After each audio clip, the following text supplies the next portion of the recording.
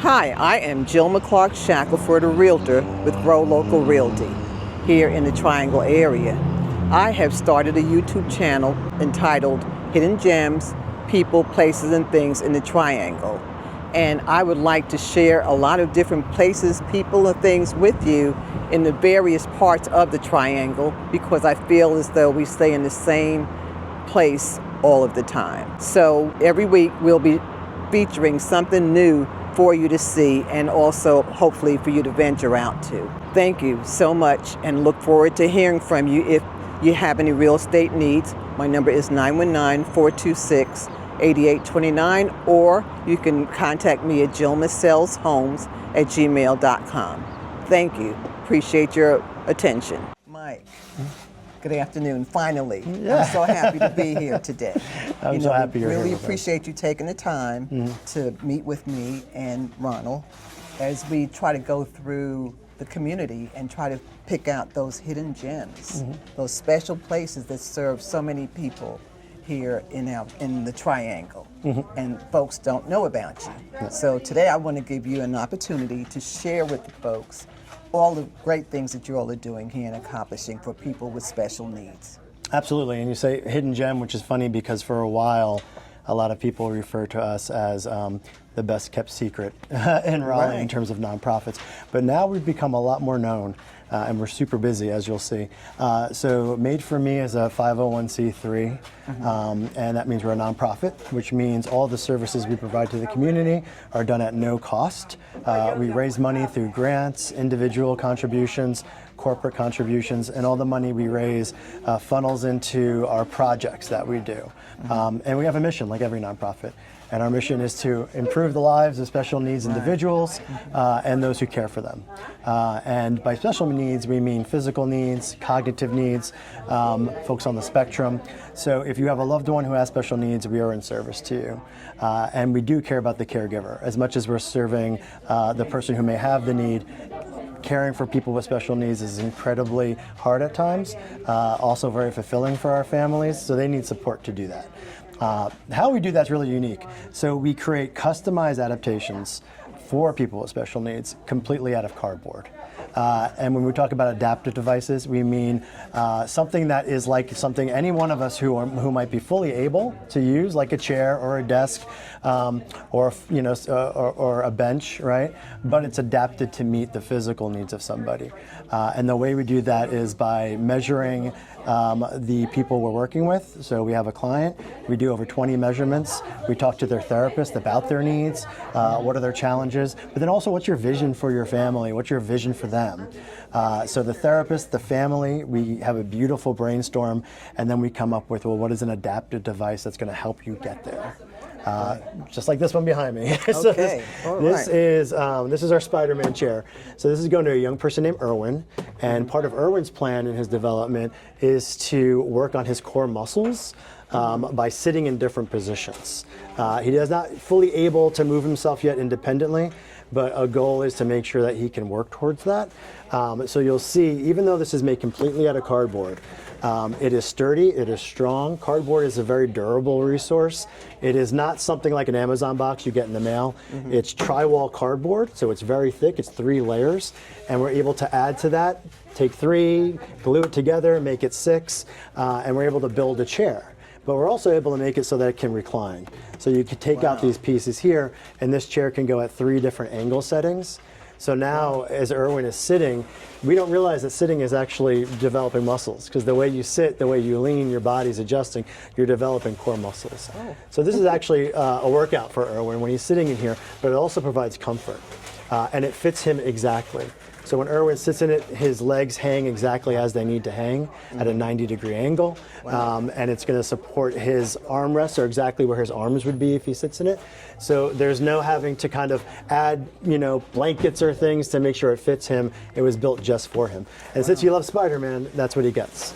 He gets a fully customized Spider-Man chair. How long does it take for you guys to complete something like that? It could take a while. It really depends on things that are maybe more simple, where we have a blueprint to work from, because everything we do is customized, but it's really about how much is it customized. This is pretty fully functioning. So something like this with a lot of different function to it, could take as much as 2 months. To work on, and that's from start to finish, right? But that includes fittings. So after we make it, we take it to the family to fit it to make sure it's doing everything it's supposed to do, and then we take it back and we finish the product. So this is where something like that would begin, right? Yeah, this is like an early phase where you can see it's very much looking like cardboard, but all these different steps to tape it, to sand it, to paint it, to prep it and treat it, to detail it. That's what those weeks are taking. That's amazing. But in context, if someone was going through insurance, we've had families waiting over a year for an adaptive device. And ultimately, sometimes insurance doesn't cover the full cost of the device. So this is something they'll get sooner, and they don't have to pay a dime for it. Okay, will insurance cover it if it's, you said not in total, that they would cover it? Yeah, it really depends. It's a process. So but they sometimes, in some instances, a lot of instances, they'll cover it. Yeah, the families will make a claim of what they need, and insurance will cover things. And sometimes it's full, sometimes it's not. But the process to even get approved takes months. We've had families waiting 12 months in the process before they even get to the part where they can start getting a device. Right, because most wheelchairs are made out of metal. Right, yeah, right. And it's just, there's volume. There's a lot of people who need it, so they get a lot of claims. And currently, right now, with challenges there are with Medicaid and people not sure what they're going to have access to, we've instantly become a little bit more of a resource for people. Right, well, it's good that they consider a non-traditional type of oh yeah, they love it. They love it, and they love that it was built right just for their child. Right, exactly. No one else is doing that. Right. If you're getting a device, hopefully it fits. It adjusts to a degree, but these adjustments were made with Irwin in mind, looking at Irwin's chart and Irwin's development plan. Great. Yeah, and it's all done by volunteers. So the process here, we have fabricators in the back. We have about 8 volunteers who actually build these things. And then we have over 300 annually volunteers coming into the space to detail it, to fix it, to work on it. Right. I know my husband and some of his church members come in to volunteer, and he would talk about it. However, I had no clue as to what it would really look like. Yep. And I'm thinking cardboard, just a flat piece of cardboard, but this is unique. Yeah, and our volunteers are very important. Without them, we can't do it. So we're very open to people coming in and volunteers. We have groups come in and volunteer, but you could also just volunteer as an individual. A lot of our volunteers, many of them are older and retired, and they're looking to stay connected to the community. They're looking for a sense of purpose. But we also have a lot of college students that have come in to earn credit. And we have a lot of families that come in. Families will come in, parents will take their children. We always find something for you to do. And the cool thing is, you're working on these. Like, we're not asking you to stuff bags or do work, which I'm sure is very important for some organizations. For us, we really want to make the connection between what you do and what the child gets. This is Mr. Tristan and Miss Ann. Hi, Tristan. Tristan, how long have you been volunteering here? 2021. Yeah, so Tristan's been here since 2021. He comes in every Thursday, and this is his job, taping. And this is Ann, his friend. I hear you. Part of the team. As Ann would say, they're a package deal. We are totally a package. So they come in and work together. They do taping. So Tristan takes his trusty glue here, and we tape the seams of the product here. So we have to make sure everything that has a cardboard opening is closed and sealed for protection. Okay. So they literally glue. If you were a kid in school who loved to get glue on your hands and make a mess and get sloppy, this is the job for you. So you'll see here. And Tristan. We'll do one piece for you. Yeah, what Ann's going to do is Ann's going to measure this out. She's going to get the piece she needs. And then Tristan's here ready to go with his glue. And when we put on glue, it is a lot of glue. Yeah, there's no such thing. What's the deal? No such thing as too much glue. Don't be stingy. Yeah. Don't be stingy, absolutely. So we've had people come and say, oh, my teachers used to tell me, no, very little glue. You don't want to see it. Here, as you'll see, Tristan's going to put a lot of glue on this. This is the bottom of a rocking chair. So this is the base for a young woman, Hudson, who is going to get a rocking chair to develop her core muscle. And she also rocks a lot naturally. It's a very natural, good good feeling movement for her. So this is just the base, and her chair's getting plugged in. And that's one of the things we love doing is figuring out what piece we're working on. Like, you know, what is this going to be? Yeah. You know. So, all right, you ready? Yep. He is the expert gluer. Perfect. Good. Stop. There we go. Yeah. Yeah. So I mean, it's.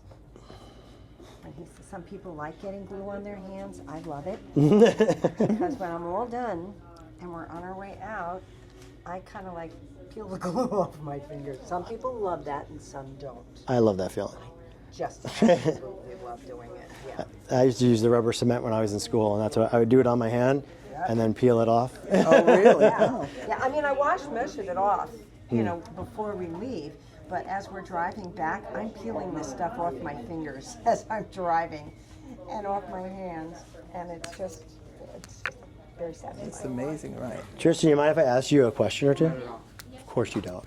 Tristan is a movie star in many ways. I'm just going to bring the microphone towards us.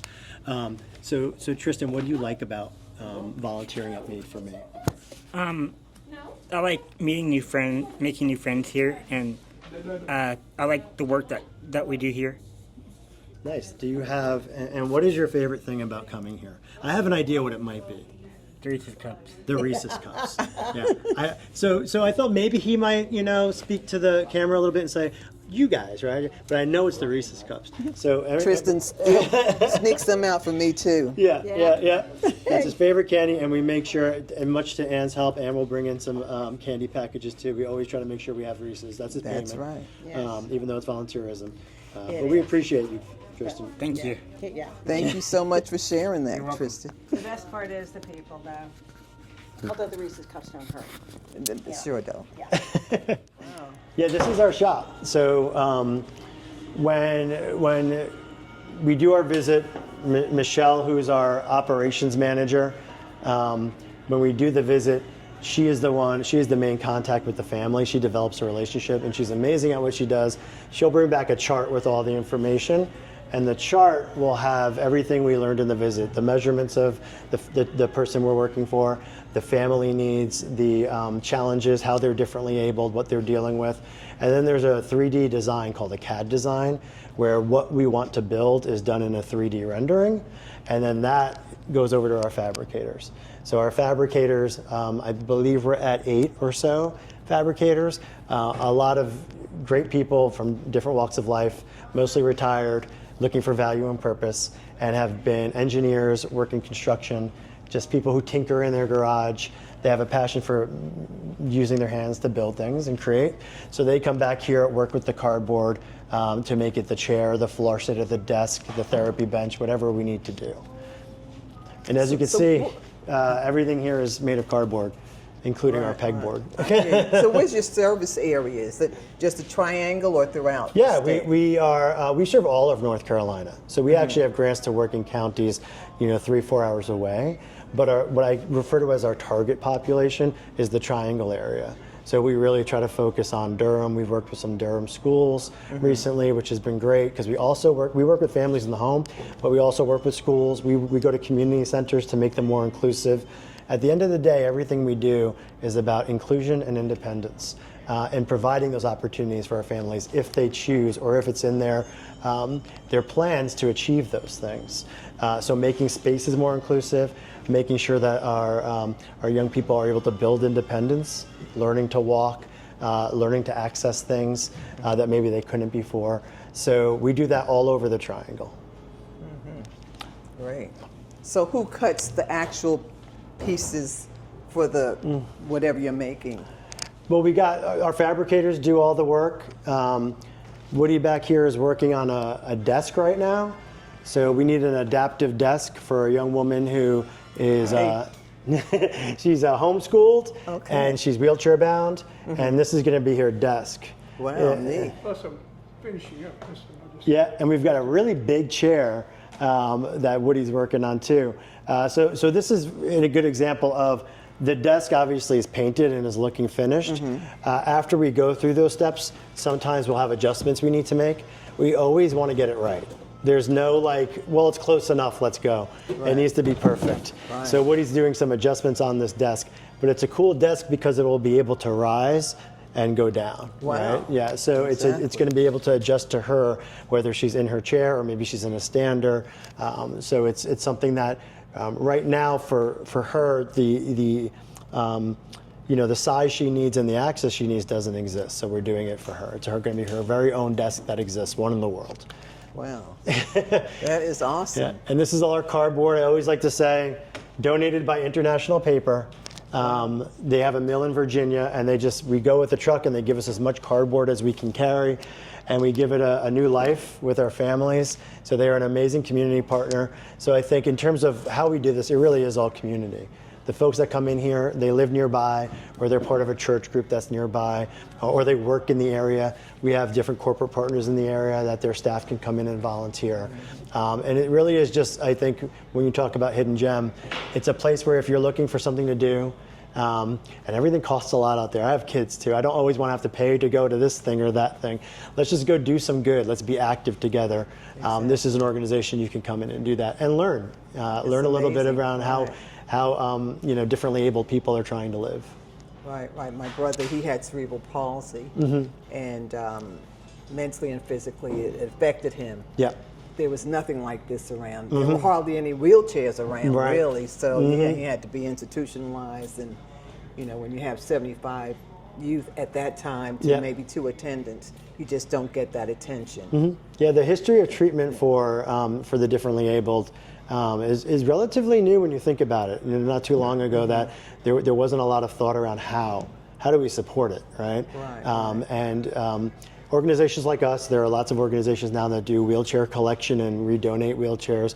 So there's definitely been a groundswell of support for special needs individuals. So it's really great because you look at we have special needs individuals volunteer. We have groups that come in, traumatic brain injury groups that come in.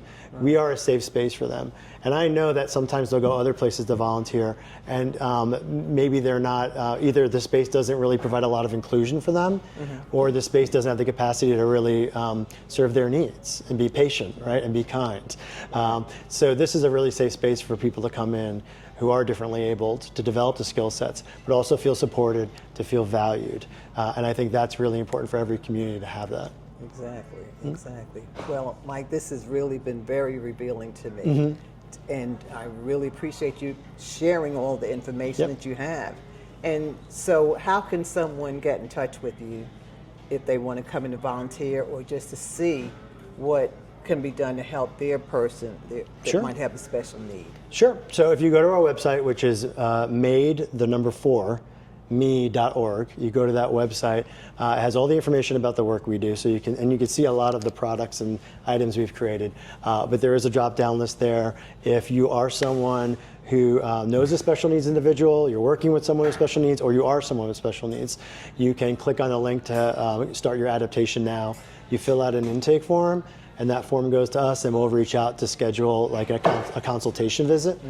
For volunteering, we are really full right now, so we always want volunteers to reach out to us though. So right now we're scheduling volunteers probably like a month out, but when you reach out to us, we will follow up. We will ask what your interest is in terms of frequency. We have volunteers that come once a week. We have volunteers that come once a month, once a quarter. Really, it's really up to you. You get to control your destiny with that.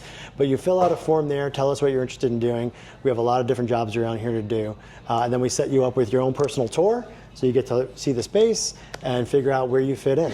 And then the last thing is if you want to support. So everything we do is based on community support and individual giving, whether it's donations, or maybe you have goods you want to donate.